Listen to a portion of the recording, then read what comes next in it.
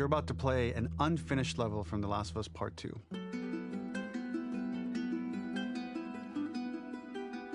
The reason we added this section is there are a few sequences, and we picked the 3 of the best ones, that we cut from the game. Often we build a game that's much bigger than what ends up being the final product.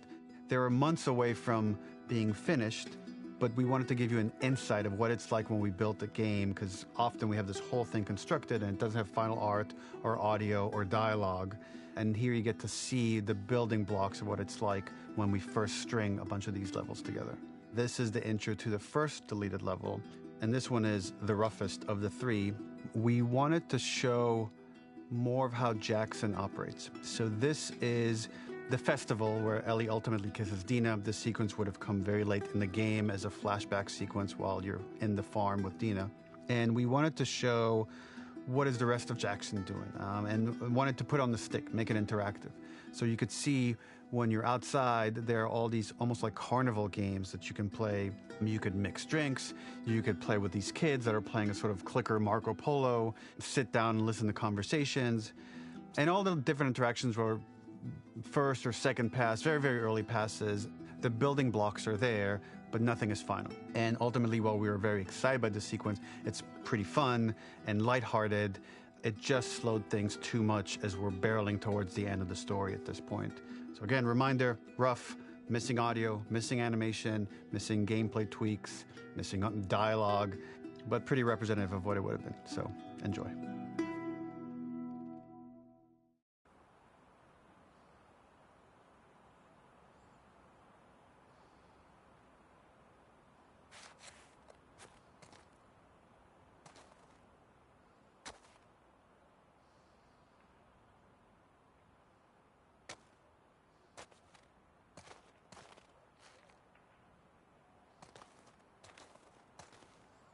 Originally, this level was going to transition us to farm.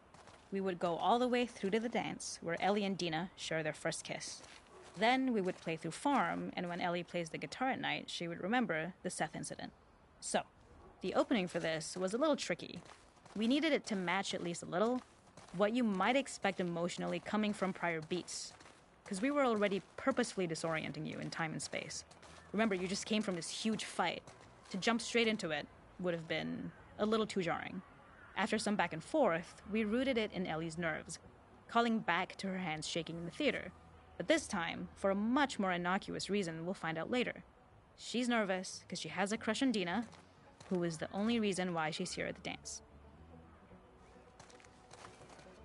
Something we really wanted to do was highlight the way their lives had turned upside down since she went down this path. We had this idea of recontextualizing all of our usual gameplay mechanics that were designed for really violent ends. The workbench, door bashes, throwable weapons, and even the infected, which is my personal favorite. Peppered throughout the level are moments of levity or shared history, all the while seeing how happy and mundane they all were before her huge revenge odyssey.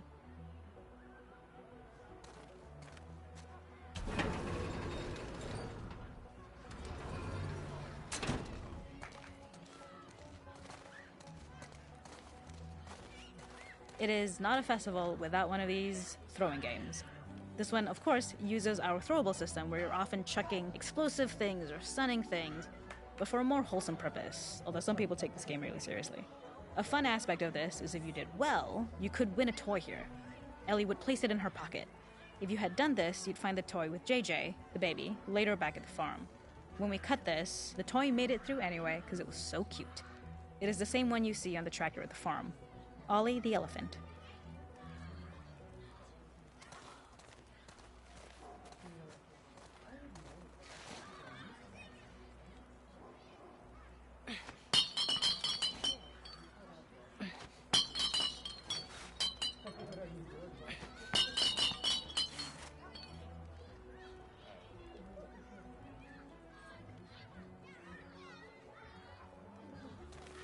It is not a festival without one of these throwing games.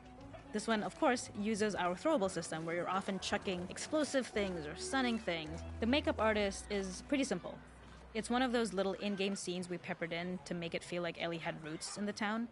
Hallie, our writer, mentioned that in her mind, an ex-girlfriend of Ellie's tattooed her arm to cover up her scar. So we figured this might be the only time you get to see that. We wanted to hint at it and allude to it and make it feel like there had been so much more that had been happening and so much more that Ellie threw away.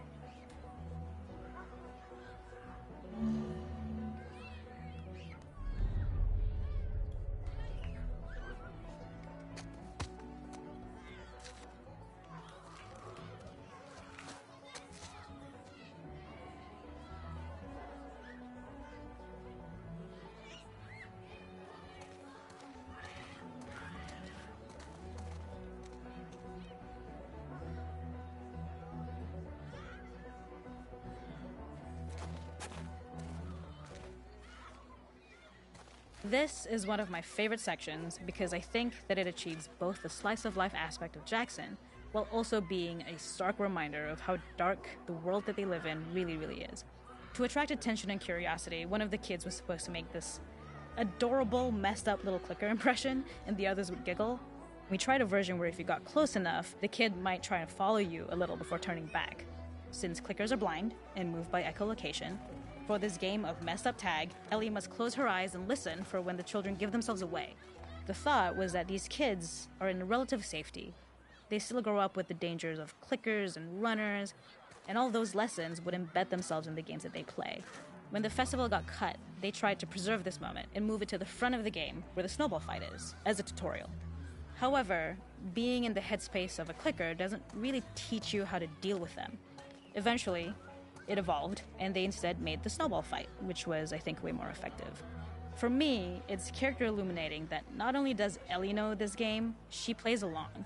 There's a familiarity with the kids that's really nice to see, especially because it's such a difference from the Ellie we see later, who has a sort of hollow normalcy that she's trying to get with JJ, but kind of fails.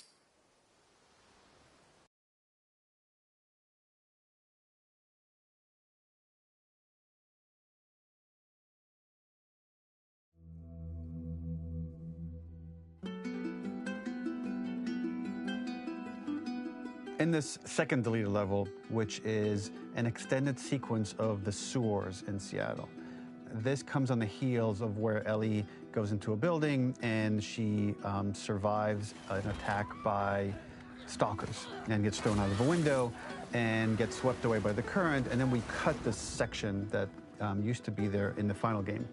Now you will get to play it. So this was a way to get a bit more interesting puzzles, interesting traversal, figure out how Ellie can navigate the sewers with the fighting current. Ultimately, with a lot of these levels and these sequences, the reason why we cut them were for pacing purposes. But here it is for you in this very kind of raw form that part of it will feel finished, parts of it will feel like assets are missing as far as audio, animation won't be final.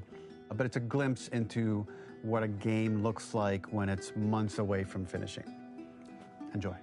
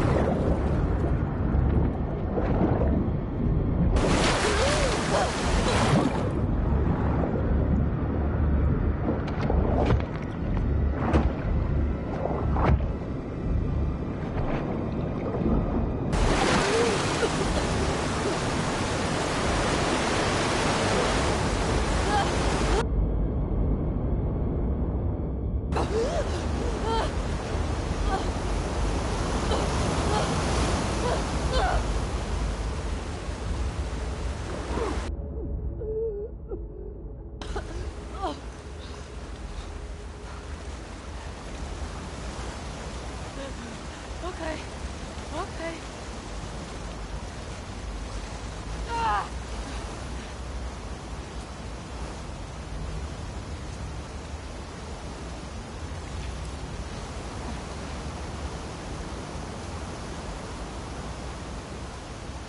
For the Seattle. Okay. This level, internally known as Find Nora, was quite long in duration as we had to make Ellie traverse a far distance to the opposite side of downtown Seattle. The sewer section was originally longer than what we released the game with, approximately 10 minutes more. This was one of the few areas of the game that used water flow as part of a traversal puzzle. The player has to go upstream to use the current to get to the platform to reach the other side. We mostly cut this mechanic game-wide, however it remained in essence in the section swimming to the aquarium as Ellie when you were avoiding the waves.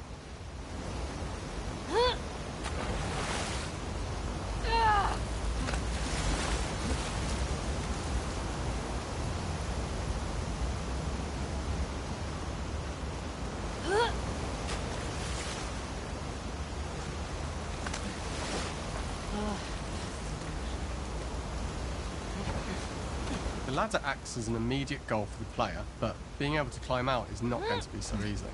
To keep levels interesting and engaging, we alternate between positive and negative values the player experiences. Here, it's a positive to have found a ladder, but then a negative to discover it's not the solution. But then another positive to identify the next short-term goal of the doorway. By alternating between these opposing values, we give players what they expect, but not how they expect it.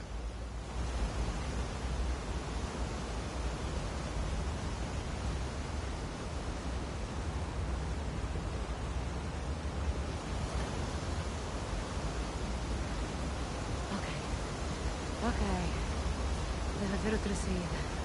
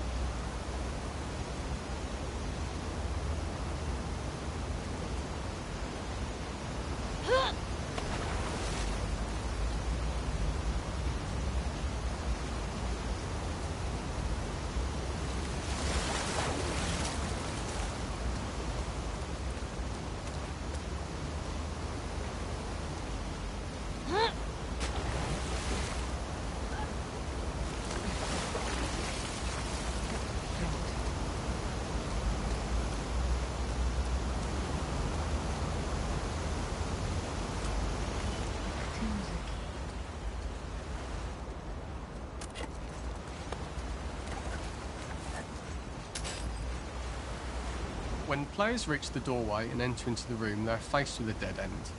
The real reason for this dead end room is that on the reversal, when exiting back out of the doorway, players are faced with the route onwards. A pipe that they'd not been able to see when they were swept past it on the way in, and something that was hidden from view when on the side platforms.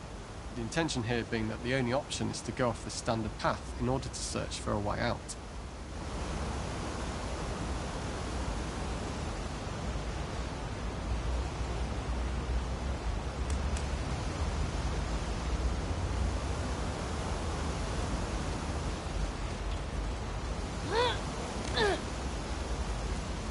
Ah, tiremos já daqui, porra.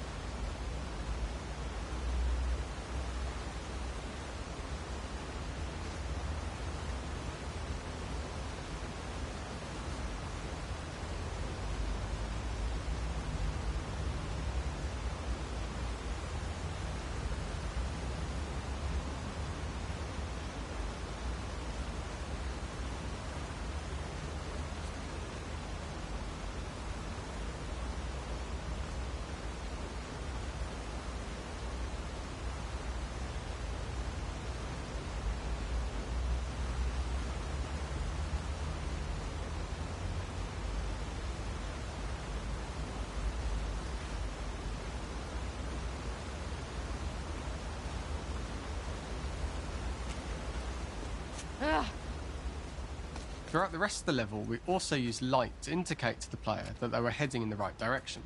At each turn, however, we blocked the direct route forward. Players would know that they just have to keep finding alternative paths, promoting those feelings of being desperate and trapped. We slowly introduced the player to consider climbing into smaller pipes and crouching in these tight spaces. This is to slowly build up to, and encourage, the player to climb into such a small pipe that they'd have to be crawling on their stomach, which is something that we added a tiny space just to reward the player's exploration with a pickup item, and we made sure it was something that made sense that you'd find in this area. A canister and all the garbage that had been washed into the sewers from the surface. We loved the idea of making Ellie prone through a tiny dirty pipe in order to get out, as it was a great opportunity to use our prone mechanic. The unique camera setup was created to support crawling in these pipes, as the standard prone camera is much higher above the player. We also created custom collision in order for Ellie to manoeuvre in these tight spaces easily. Initially, the oblong collision capsule around her character caused issues crawling around corners. We put extra effort into the custom corner collision, so the movement experience is as smooth as the main game. In order for the player to feel cramped, claustrophobic and desperate, we'd been enforcing the traversal mechanics that allow for a tight environment which promote these feelings. We introduced the use of the squeeze through so that we can keep the player feeling enclosed and tight, but without repeating the same geometry. Here we change from low ceilings with wider walls to high ceilings and tight walls to change up the spatial pacing and keep the level from repeating itself. Vai-te foder, universo.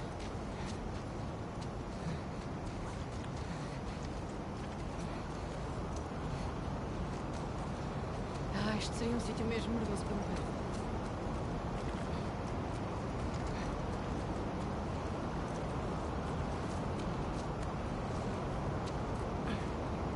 Originally, we had the waterline much higher here, so players had to swim through this tight tunnel. However, from watching user test feedback, it was occasionally causing people to discount the route entirely and turn back on themselves. So to avoid any risk of this happening in the final game, we present a lower water level so the tunnel is easy to see and commit to using. Although this isn't as impactful without the prone swim, it's the better decision as it means a smooth experience for the player with no backtracking frustration.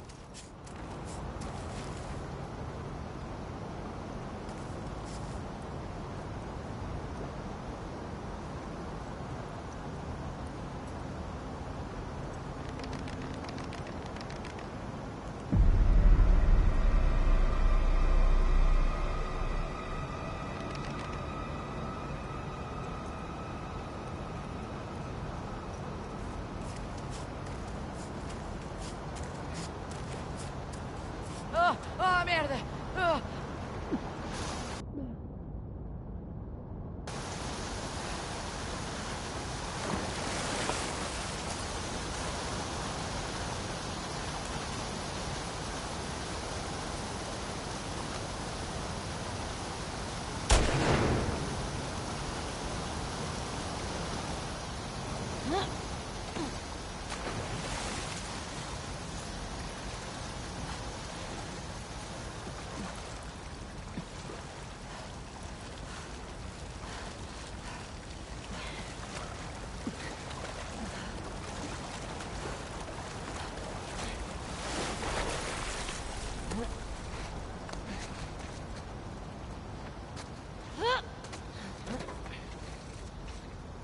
Using this pipe was retained in the iteration we shipped with, as it's the last of the extreme methods Ellie has to undergo in order to escape the sewers, and what she will go through in her pursuit of revenge.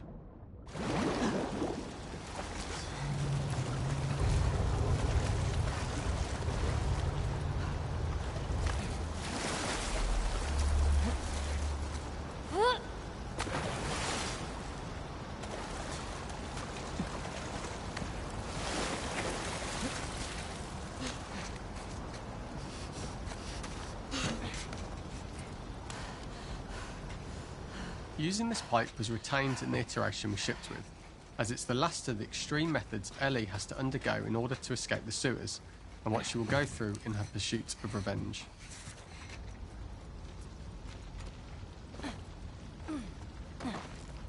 The last ladder climb is quite lengthy, and although we could have trimmed it down to a shorter climb, we liked how this last segment of the journey built anticipation for whether there was success at the top or not after all you've been through. Ultimately, the ladder exits out into the subway station, which is how it connects in the final game. Ellie then has to find her way to the hospital from here, crossing paths with the scars for the first time.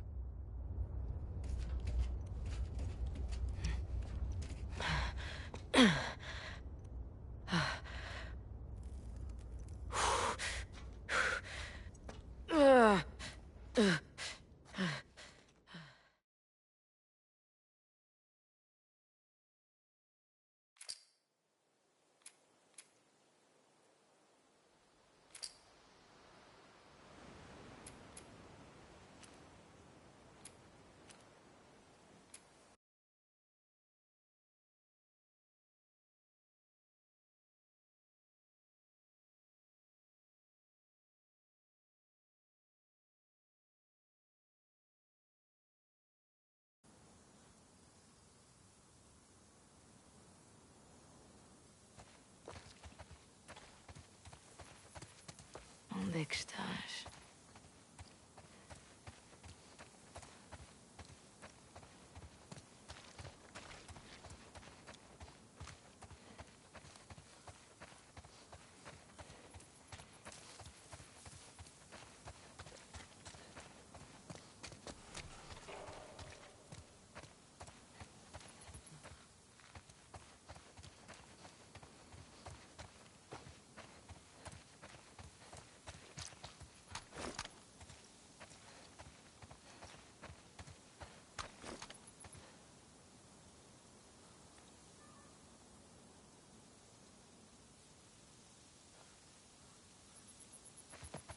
Apanhei-te.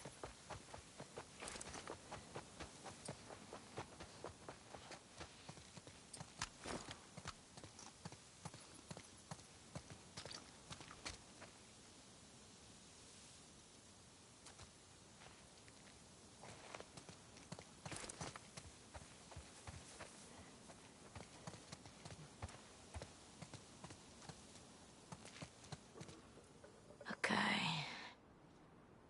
Não vejo Pedro.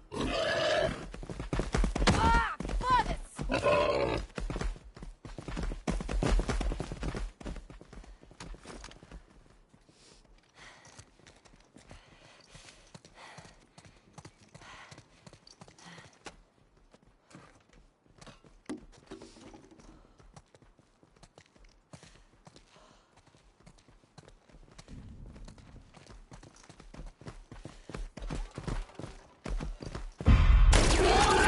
Apanhei-te.